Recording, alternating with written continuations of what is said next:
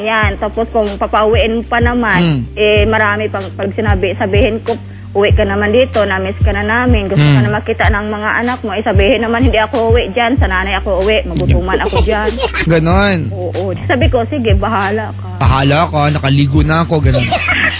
Tapos Papa Jack, inaayawan na niya ako. Siya talaga yung umaayaw sa akin, Papa Jack.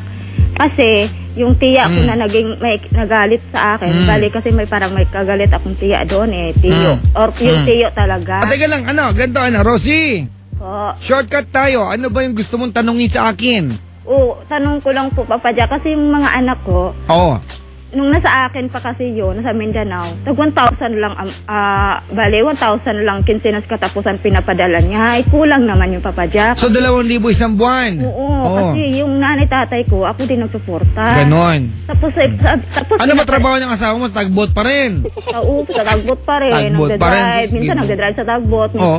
Minsan, tinutulak na lang niya na swimming. Gulo yan.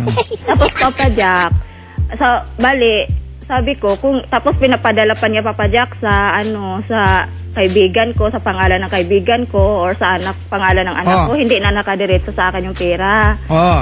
Tapos sabi ko, kung ganun lang naman, tinext ko siya na, kunin mo na lang yung mga bata, dalhin mo na lang sa Aklan. Kasi ako, magtatrabaho na lang ako sa Manila, para yung nanay-tatay ko, masuportahan ko din. Ganon. Kasi mahirap din kami. Ang hirap ng buhay ngayon, di ba? Oo nga, alam nga naman, 2,000 a month, nandyan pa sa akin yung mga bata, paano na? Nakakainis. Ano ba dyan? Ano kita? Anong katanungan ni... Ano ang nais malaman ni Rosie? Gusto ko lang malaman, kasi kinuha niya talaga yung mga bata, doon pinag-aral. Bali, grade 4, yung babae, grade 3 yung lalaki. Bali, kinuha niya yung mga bata, doon pinag-aral sa Aklan. Tapos pag nakakainis kasi Papa Jack, kahit tawagan ko man lang yung mga bata, pinagbawalan. Kasi daw, pag... teka lang, ako naman. Rosie, ako naman. Sige po. Ano ang estado ng inyong relasyon sa ngayon? Wala na kaming... So, hindi na kayo mag-asawa? Hindi, parang hindi na kasi ayaw na niya Pag tinetext ko, binabastos na niya ako Ano sabi niya? Pangit, ganun. Hindi, pag kinukumusta ko siya, sabi ko, kumusta mga bata? Sabihin niya, huwag mo na pakialaman mga bata, mayroon ka naman dyan, magpaanak ka naman. What? Sabihin niya ganun, Papa sorry. Jack. Sabi sa'yo, Oo, magpaanak na lang daw ako sa iba. What? Magpukpuk na lang daw ako, Papa Jack. Sinabi niya yun? Oo, kasi daw, malakas daw kumita. Sabi niya mag-POK times 2 ka na lang daw? Bakit? Pwede ka bang ganon? Papasa ka pa ba? Ganito, alright. Rosie! Opo. Liliwanagin natin, ha? Sige po. Sa inyong dalawa, hindi mawawala yung galit. Di ba? Huwag ka magagalit sa akin, ha? Opo. Pero pareho lang kayong hindi gumawa ng effort para mag-survive yung relasyon. Ayaw ko nga magpaghiwalay, siya naman ayaw Diba? Parehas kayong kumbaga, this was a cooperative effort na maghiwalay kayo. Yan nakikita ko. Parehas kayong matataas ang pride. Hindi, siya talaga, Papa Jack. Tinan mo, ayaw mamin. Hindi naman talaga Ayaw ko nga sana maghiwalay, kawawa yung mga bata. Hindi naman sagad nakikita yun, Rosie. Matapang siya, Papa Jack.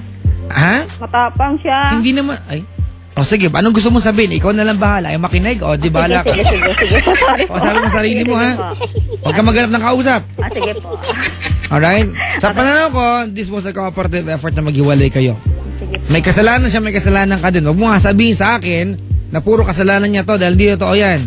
Opo. Alright? Opo. Okay, ganito. Unang-unang, ang pinakakasalanan mo dito, bago ka nagpakasal sa isang lalaki, hindi mo gaano kinilala. Hindi nga po. Tandaan mo, sa mga nakikinig sa atin, ng pagpapakasal, it's a vow of a lifetime. Diba? Tama yung sabi ng magulang natin. Diba? Ang pag-aasawa, hindi yan parang kaning mahin na pag napasok ka, iluluwa mo, minsan sasangagi mo pa yan. Papa Jack, hindi ko naman niluwa. Yung nga, hindi mo nga niluwa, ikaw niluwa. Oo nga. Nasang bahaw ka daw. Oo, tapos. Ganito, Rosie, So, it's all been done. Tapos na, hiwalay na kayo. You hate him. Galit ka sa kanya. He hates you. Di ba? Opo. Dahil kayong dalawa, hindi naman kayo yung kawawa dito eh. Yung mga bata. Wala na nga po kami kontak sa mga bata eh. Oo. Ako naniniwala ako na sa sitwasyon nyo ngayon, isang bagay lang ang pwede magpagaling sa inyo. Ano po? Panahon. Pasasaan ba't? Diba? Pasasaan ba't? Maghihilom din yung mga galit nyo. Oh, pero hindi na po kami magkabalikan, Papa Jack. Yan ang, hindi ko alam ha. Ayoko Ayaw pang ko na rin po kasi, Papa Jack eh. Ba't ka nagalit sa akin? Ay, hindi ah. Ano kita? Diba? Sige po, opo. Sige, panahon lang makakahilom sa inyo. Ganito gawin natin. Bilang isang nanay, total ang sinabi mo sa akin, nagpunta ka ng Maynila para tustusan ng mas maigi yung mga anak mo at makapagbigay sa iyong mga magulang. Alright? Opo. Bilang nanay, huwag mo kalilimutan yon. Di magpadala ka sa mga anak mo. Gampanan mo yung tungkulin mo bilang nanay sa paraang kaya mo. Kasi on the first place, sa'yo galing yung idea na ibigay sa kanya yung mga bata. Tama? O, pero kasi yung amo ko, Papa Jack. Umuo ka lang. Huwag ka na pumayro-pero dahil oo naman talaga. Oo po. Sagot ka na sa kukutusan kita eh. Sige po. Alright? Opo. Sa iyo galing yung idea na ibigay sa kanya mga bata. Tama, mali. Tama. O yun yung pinupunto ko. Ikaw ang di ba ngayon, eto ngayon yung consequences. Mali na ipagdamot sa iyo mga bata. Tama? Opo. Pero ayan yung naging resulta ng pinili mong action. Decision.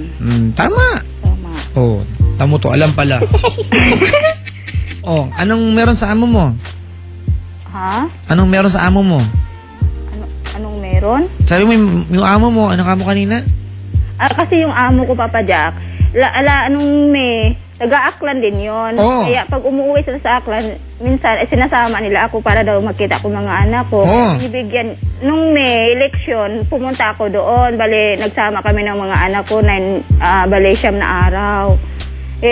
Ayaw ko nga kasi magtagal Oo. halos doon. Kasi Ibig sabihin, halos wag manood kami ng TV ng mga anak ko. Nagdadabog-dabog eh.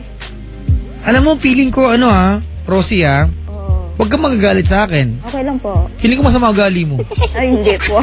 Pakiramdam ko lang Di ba kasi parang meron kang natural na galit sa iyong biyenan. Wala hindi. Hindi, kasi ganito kasi kung ako yun, di ba? Bahay yan ng biyenan mo, tama? Nandun ka sa bahay nila eh. Pag nagdabog yan, dahil nanood ka ng TV, hindi ako magtatampo. Iyakapin ko biyenan ko. Ay, naku.